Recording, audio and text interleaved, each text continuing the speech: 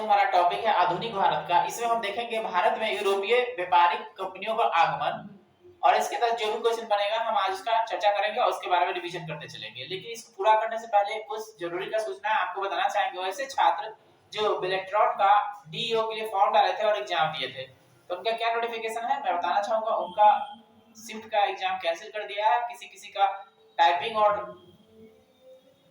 Test दोनों cancel कर दिया गया है और किसी किसी का सिर्फ टाइपिंग कैंसिल कर दिया गया है। तो किसका किया गया है मैं एक बार बता दूं। पेट्रोल की तरफ से जो जारी किया गया है सूचना, उसमें 4/11/2024 को ये सूचना जारी किया गया और इसमें बताया गया है कि जो एग्जाम हुआ था आपका 7/10/2024 को, सेंटर का नाम है सुभाष जस्सी डिजिटल सेंटर पटना। वहां पे ना जो एग्जाम हुआ था mock test typing test cancel है, ठीक है।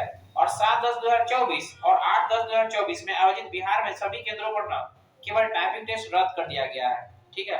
और इसका एग्जाम 30/11/2024 जी यही 30 जो आपको 2-4 दिन में आने वाला है, यानी 30 नवंबर को एग्जाम आयोजित किया जाएगा, जिसका एडमिट कार्ड आप आजकल में जारी हो जाएगा, आप देख सकते हैं, ठीक है। तो यही सबसे बड़ा बात है कि जो बेल्ट्रॉन की तरफ से एग्जाम लिया गया था डीईओ के लिए, डाटा एंट्री ऑपरेटर के लिए, उसका एग्जाम कैंसिल कर दिया गया है। तो जो भी छात्र है इसमें थे इन्वॉल्व और जिनको एग्जाम देना है तो अपना टेस्ट का एडमिट कार्ड निकाल करके एग्जाम दे लेंगे या फिर इसके जो ऑफिशियल साइट पे वहां पे जाकर के देख लेंगे, ठीक है। क्योंकि उनका मेहनत है और वो छूट जाएगा तो ठीक नहीं है, इसलिए मैंने समझा कि ये आपके लिए जरूरत होगा, किसी भी छात्र के लिए ये बता दिया। तो आपका एग्जाम कैंसिल कर दिया गया है, जिन विद्यार्थी का कर दिया गया आप चेक कर लेंगे ऑफिशियल साइट पे जाकर, ठीक है। तो हम रिवीजन करते हैं, आधुनिक भारत पढ़ रहे थे और आज ना हमको पढ़ना है भारत में यूरोपीय का आगमन। तो यूरोपियों का आगमन सबसे पहले वास्को डी गामा से प्रारंभ होता है। आप सबको पता है भारत की खोज किया था 1498 में वास्को डी गामा। तो यहाँ से प्रश्न बनता है कि भारत को खोज किसने किया था, किसने किया था भारत का खोज? हाँ, तो वास्को डी गामा कहाँ के था? पुर्तगाल के था। तो वो पहला व्यक्ति था जो भारत आया था 1498 में, ठीक है, जो भारत की खोज किया था, ठीक है। तो देखते हैं इससे संबंधित जो भी प्रश्न बनते हैं। 17 मई 1498 को वास्को डी गामा, देखिए इसमें एक डेट याद रख लीजिएगा 17 मई। देखिए कभी-कभी क्या करेगा आपको ना एग्जामिनर क्वेश्चन ऐसा बनाएगा कि आपको डेटे पूछ लेगा, ठीक है, कौन डेट में आया था। तो 17 मई 1498 ईस्वी को आया था, ठीक है। तो ये एक पुर्तगाली था, कौन सा था ये? पुर्तगाली, और भारत की खोज किया था, ठीक है। कहता 17 मई 1498 को वास्को डी गामा ने भारत के पश्चिमी तट स्थित कालीकट बंदरगाह का नाम है कालीकट बंदरगाह पहुंचा। भारत और यूरोपियों के बीच में एक नई समुद्री मार्ग का, तो पूछेगा भारत और यूरोपियों के बीच एक नई समुद्री मार्ग की खोज किसने किया? वास्को डी गामा ने। बोला कीजिए इस यात्रियों में वास्को डी गामा को ना गुजराती पथ प्रदर्शक अब्दुल मजीद, कहीं ना मनीद लिखा है कभी मजीद लिखता है, ठीक है। यानी कि एक व्यक्ति है जिसका नाम है अब्दुल मजीद, इसको ना बताया था कि आप किस रास्ते से जाएंगे, ठीक है। यानी गुजरात का ये व्यापारी है, ठीक है, और इसको बताया था कि वास्को डी गामा भारत कैसे पहुंचेगा, ठीक है, ठीक है। तो इसको बताया था। तो ये पूछता है कभी-कभी कि वास्को डी गामा के भारत आने के लिए पथ प्रदर्शन का काम किसने किया था? तो अब्दुल मजीद, कहीं-कहीं मनीद लिख देता है, इसका नाम है अब्दुल मजीद, परीक्षा में आपको पूछेगा, ठीक है। यानी कि ना ये इसको बताया कि आप भारत कैसे पहुंचेगा, किस रास्ते से पहुंचेगा, ठीक है। तो ये उसको गाइड किया था, ठीक है, अब्दुल मजीद। इतना तक याद रखिए। ये यहाँ से जो क्वेश्चन बनेगा भारत की खोज किसने किया? वास्को डी गामा कहाँ के था, कब आया, किस डेट में, इसको पथ प्रदर्शन किसने किया, कौन सा तट पे आया? कालीकट बंदरगाह पे। अब देखिए आगे 1505 ईस्वी में, देखिए जब कालीकट पे आया था तो वहां के जो राजा था उसका नाम था जमोरीन। क्या नाम था? जमोरीन। जो इसको ना स्वागत किया था, स्वागत माने की वेलकम अंग्रेजी में, हाँ। तो इसको स्वागत किया था, यानी कि जब वहां कालीकट का जो वहां के जो राजा था ना जमोरीन था, इसको ना स्वागत किया था, ठीक है। 1505 में फ्रांसिस द अल्मेडा भारत में ना प्रथम पुर्तगाली वायसराय बन के आया। यानी कि आप ये पुर्तगाल के वास्को डी गामा, तब पुर्तगाली का भारत के साथ कनेक्शन होगा, व्यापार का व्यापार चल रहा है। तो फिर 1505 आया ना, तो पहला वायसराय बन के आया फ्रांसिस द अल्मेडा। पूछता है फ्रांसिस द अल्मेडा ना पुर्तगाल का पहला वायसराय बन के भारत आया था या 1505 में। अब बात करते हैं 1509 के, अल्फांसो द अल्बुकर्क भारत का पुर्तगालियों का वायसराय बना, ठीक है। और 1510 में बीजापुर के यूसुफ आदिल शाह ने गोवा को जीत लिया। यानी बीजापुर के शासक है यूसुफ आदिल शाह, उससे ना गोवा को जीत लेगा, ठीक है। यानी गोवा पर किसका अधिकार हो गया? पुर्तगाली का। पुर्तगाली का अधिकार गोवा पर था। जब आजाद हुआ ना भारत तब भी उसी का अधिकार था। तो गोवा भारत में बाद में ना शामिल हुआ है 1947 के बाद, ठीक है। पुर्तगालियों ने अपनी पहली व्यापारिक कोठी कोची में खोली थी। कोची एक जगह है, शहर है, दक्षिणी पूर्वी तट पर पुर्तगालियों की एकमात्र बस्ती सन थोमे थी।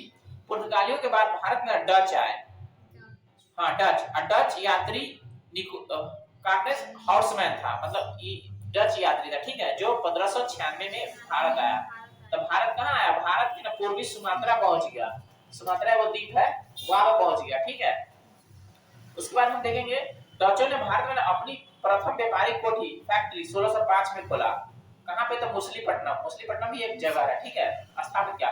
डचों की दूसरी व्यापारिक कोठी ना पुलिकट में स्थापित हुई, जहां उन्होंने अपने स्वर्ण सिक्के पैगोडा, देखो डचों का जो सिक्का जारी किया था ना उसका नाम है पैगोडा, और सोना का सिक्का होता था, पैगोडा क्या चीज का सिक्का होता था, तो ई ना उन लोग का मुद्रा है, जैसे भारत का रुपया है ना, हाँ, तो उसी तरह से ना उन लोग का मुद्रा है जिसको कहते हैं पैगोडा। तो यहाँ पे जो पैसा चला है ना, जो पैसा यहाँ पे छापा चलाने के लिए, उसको ना पैगोडा बोलते हैं, क्या कहते हैं। तो आपको पूछेगा डचों की मुद्रा क्या थी जब भारत में आया था, तो पैगोडा, ठीक है।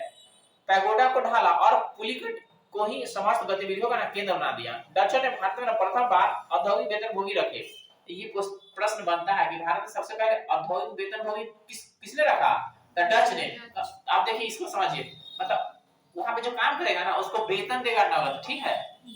तो औद्योगिक वेतनभोगी यानी उसके काम के बदले ना उसको वेतन देगा, तो सबसे पहले वेतन देने वाला काम ना यही चालू किया था, इसीलिए यहाँ पे लिखता है।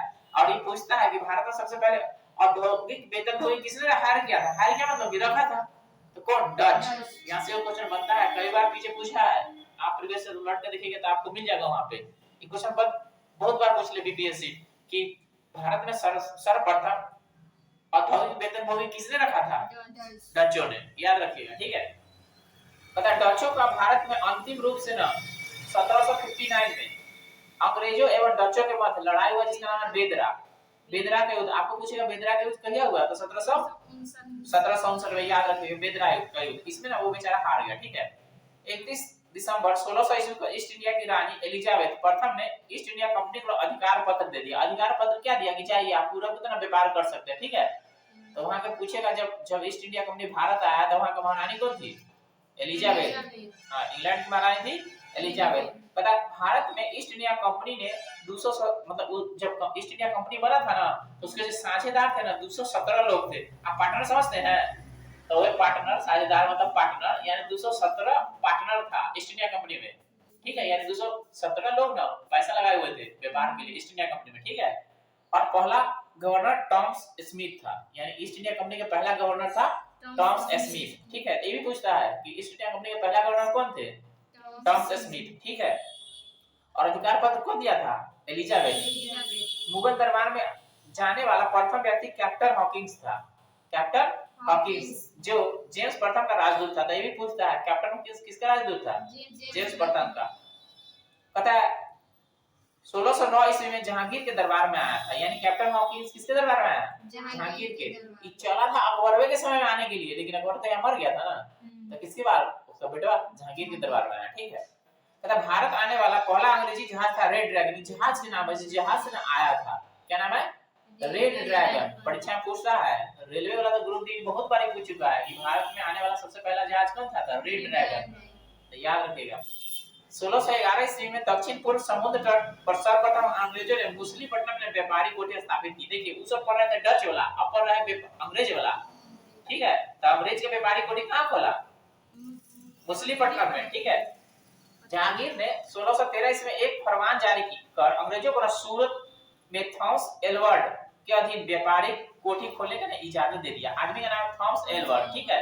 तो सूरत में ना यही व्यापारिक कोठी खुला था, ठीक है, सूरत में यही व्यापारिक कोठी खोला था और जहांगीर इसको दे दिया, अधिकार दे दिया, ठीक है। तो आपको पूछेगा कि निम्नलिखित में मुगल साम्राज्य का बादशाह कौन था जो अंग्रेजों को ना फरमान जारी किया था, जहांगीर, ठीक है।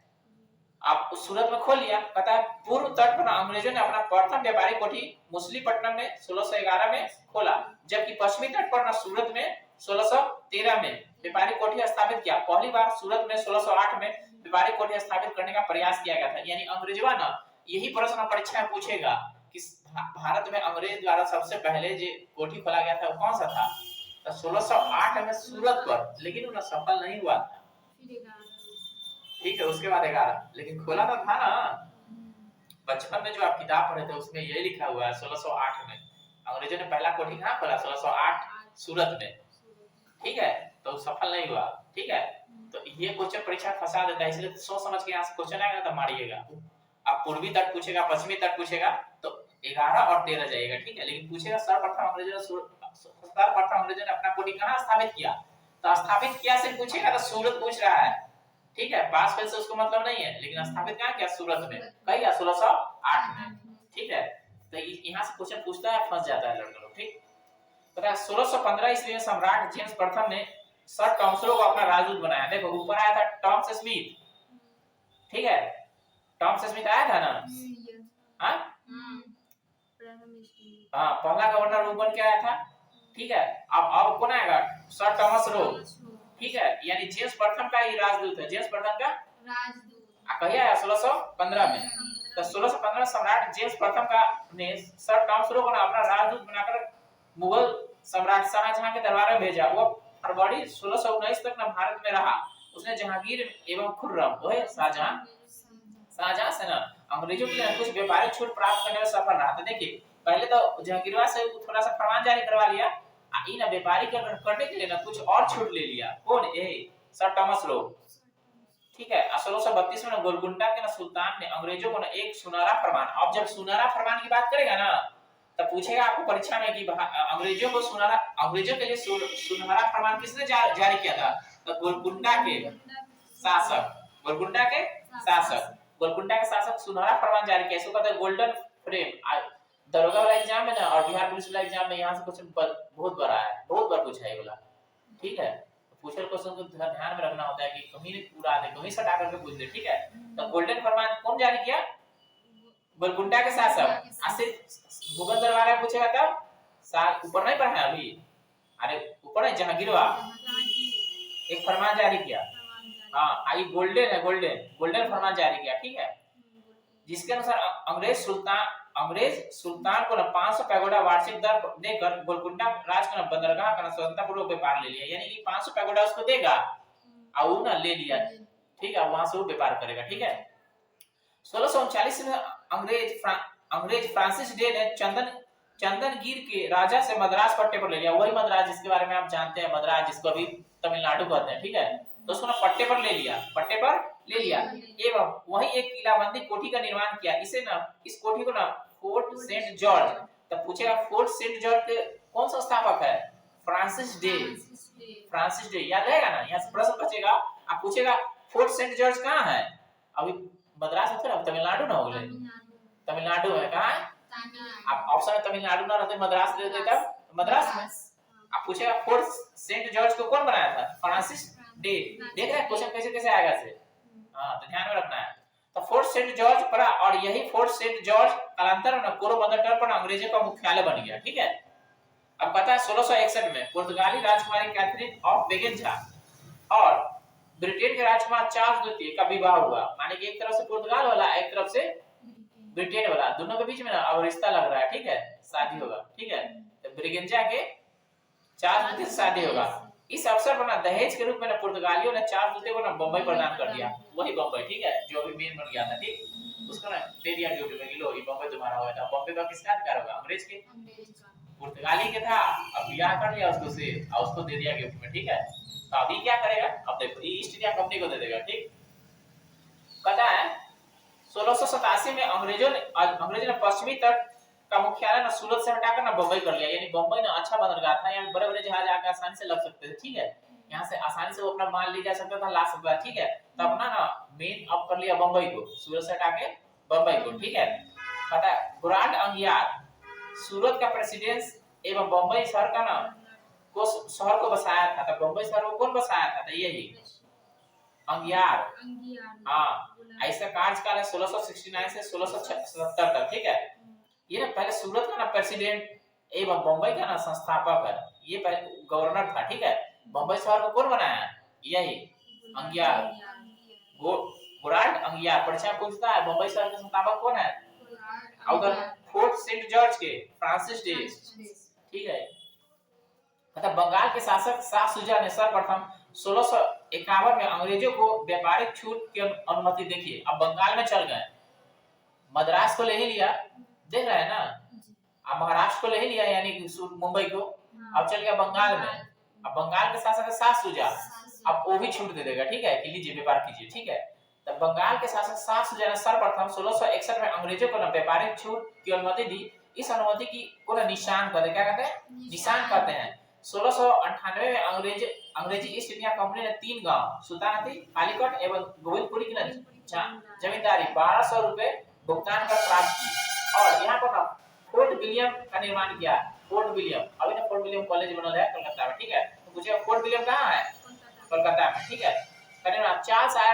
चार्ल्स आयर फोर्ट विलियम का प्रथम प्रेसिडेंट था, यानी चार्ल्स आयर जब फोर्ट विलियम बना ना उसका प्रेसिडेंट यही था, ठीक है। कालांतर में यही कोलकाता नगर कहलाया, जिसका ना जॉर्ज चर्नॉक ने नींव रखा था। यानी कोलकाता के संस्थापक कौन है, जॉर्ज चर्नॉक। उधर मुंबई के पढ़ना ली, मुंबई अंगियार ना पढ़ा है आप, मुंबई के बाद कोलकाता का पढ़ा रहे हैं, तो कोलकाता के जॉर्ज चर्नॉक, ठीक है। जॉर्ज चर्नॉक अब कोलकाता के संस्थापक हो गया, ठीक है। भारत में फ्रांसीसी की प्रथम कोठी ना फ्रैंको कैरो, अब फ्रांस के बारे में पढ़ रही है, भारत में जब फ्रांस आया उसके बारे में पढ़ रही है। तब भारत में फ्रांसीसी का प्रथम कोठी फ्रैंको कैरो द्वारा सूरत में 1668 ईस्वी में स्थापित किया गया, ठीक है। तो फ्रैंको कैरो कहाँ का है, फ्रांसीसी है। देखो पुर्तगाली पढ़ी, अंग्रेज पढ़ी और डच पढ़ी, अब फ्रांसीसी पढ़ रही है, ठीक है। तो फ्रैंको कैरो कहाँ का है, फ्रांस के। सूरत में पहला कोठी खोल दिया 1668 में। पता 1674 ईस्वी में फ्रांसीसी कंपनी के निदेशक फ्रैंकलिन मार्टिन ने वाली कोट्टापुर के सूबेदार से शेरखा, नाम है शेरखा लोधी, से पुदुचेरी नामक एक गांव प्राप्त कर लिया। वही पुदुचेरी जिसका अभी नाम है पौंडीचेरी, क्या नाम है, पौंडीचेरी। उन्होंने उसको से ले लिया एक गांव, ठीक है। अब क्या करें, देखो जो कालांतर में पौंडीचेरी के नाम से जाना गया। प्रथम कर्नाटक युद्ध 1746 से 48 के बीच हुआ। ऑस्ट्रेलिया के उत्तराधिकार युद्ध से प्रभावित था, यानी कि लड़ाई हो रहा है यहाँ पे, और ये जो युद्ध यहाँ हो रहा है ना वो वहां के युद्ध से प्रभावित था। तो वो जो युद्ध है ऑस्ट्रेलिया के उत्तराधिकार युद्ध, उससे प्रभावित है कर्नाटक का प्रथम युद्ध, प्रथम कर्नाटक युद्ध। तब कब हुआ था, 1746 से 48 में। और इसको शांत करने के लिए ए-ला-सा-पला की संधि हुआ, कही 1748 में। यानी प्रथम कर्नाटक युद्ध कैसे शांत हुआ, ए-ला-सा-पला की संधि से। संधि के द्वारा ऑस्ट्रेलिया के उत्तराधिकार युद्ध समाप्त हो गया और इसकी संधि के तहत प्रथम कर्नाटक युद्ध समाप्त हो गया। तो प्रथम कर्नाटक युद्ध 46 से 48 तक हुआ, अभी समाप्त हो गया, ठीक है। तो दूसरा कर्नाटक युद्ध 49 से 54, 1749 से 1754। इस युद्ध में फ्रांसिस गवर्नर डुप्ले, यानी डुप्ले कहाँ का था, फ्रांस का था, यानी फ्रांसीसी गवर्नर था, ये हार गया बेचारा, ठीक है। उसने वापस बुला लिया गया और उसके जगह पर ना गोडेयू आया। कौन आया, तो गोडोई किस तरफ से लड़ेगा, फ्रांस की तरफ से, यानी फ्रांस से आया है, ठीक है। गोडेयू को भारत में ना अगला फ्रांसीसी गवर्नर बनाया गया। पौंडीचेरी की संधि जनवरी 1755 ईस्वी के साथ ना युद्ध विराम हुआ। कर्नाटक का तीसरा युद्ध 1756 से 1763 तक बीच हुआ। अब यहाँ पे कहता है, यहाँ पे कह रहा है तुम्हारा 1756 ईस्वी में शुरू हुआ सप्तवर्षीय युद्ध, मतलब 7 साल का युद्ध था, ठीक है। इंग्लैंड और फ्रांस के बीच में 7 साल का युद्ध चला, जिसे कहते हैं सप्तवर्षीय युद्ध, ठीक है। तो ये जो यहाँ पे लड़ाई हुआ ना कर्नाटक का तीसरा युद्ध, ये ना सप्तवर्षीय युद्ध का एक अंग था, माने वहां पे लड़ रहा था, यहाँ पे भी लड़ाई हो गया, ठीक है। तो सप्तवर्षीय युद्ध का अंग था कर्नाटक का तीसरा युद्ध, ठीक है। तब पेरिस की संधि के तो होने के बाद ना ये समाप्त हुआ। कर्नाटक का तीसरा युद्ध कैसे समाप्त होगा, पेरिस की संधि से, ठीक है। अब 1760 ईस्वी में अंग्रेज के सेना में आयरकुट के नेतृत्व में बांडीवासा की लड़ाई हुआ। तो पूछे बांडीवासा की लड़ाई कब हुआ, पूछता है। बांडीवासा की लड़ाई 1760 की तरफ, एक तरफ अंग्रेज है एक तरफ फ्रांसीसी, ठीक है। तो 1760 में अंग्रेज की सेना आयरकुट, अंग्रेज की सेना का मेन लीडर है आयरकुट बांडीवासा की लड़ाई हुआ, जिसमें फ्रांसीसी ने बुरी तरह से हार गए, फ्रांसीसी बुरी तरह से हार गए। 1761 में अंग्रेजों ने पौंडीचेरी को फ्रांसीसी से छीन लिया, यानी अंग्रेज अब क्या करेगा, पौंडीचेरी को छीन लेगा। तो 1763 में हुई पेरिस की संधि के द्वारा अंग्रेजों ने चंदननगर को छोड़कर अन्य प्रदेशों को लौटा दिया और 1749 तक फ्रांसीसी कब्जे में था। ये प्रदेश भारत की आजादी तक ना फ्रांसीसी कब्जे में था, यानी भारत जब 1947 में आजाद हो गया ना तभी फ्रांस के अंतर्गत था, तो भारत वाला उससे ले लिया, ठीक है। विधेयक पारित कराकर के उसको ले लिया। तो इसे ना यही मेन बनेगा क्वेश्चन, ठीक है। भारत का खोज कौन किया, कहाँ के था, कब खोज किया, उसका स्वागत कौन किया, उसका पथ प्रदर्शन कौन किया, अभी जो बताएं तरह के युद्ध, पहला कोठी कहाँ बनाया, यही सब परीक्षा प्रश्न आता है। जब भी इसका रिवीजन कीजिए, गोल्डन फरमान कौन जारी किया, सबसे पहला फरमान जारी कौन किया, तो यही सब प्रश्न आता है। यहाँ पे ध्यान रखिएगा, आपको कोई क्वेश्चन भी नहीं फंसेगा। कल हम देखें बंगाल पर अंग्रेजों का आधिपत्य, तब देखिए अंग्रेजवा यहाँ आया, राजा से छूट लिया, छूट लेने के बाद दिल्ली को जीत लिया 1803 में, कहा है ना। अब धीरे धीरे जो महाराष्ट्र को लिया, मतलब मुंबई को, मद्रास को लिया, अब पहुंच गया बंगाल में। अब बंगाल में धीरे धीरे ले लेगा, धीरे धीरे लड़ाई लड़ाई करते करते पूरे अधिकार में लेगा यहाँ पे, ठीक है। इस तरह से आपका रिवीजन हो जाएगा, एक को क्वेश्चन नहीं फंसेगा, ठीक है।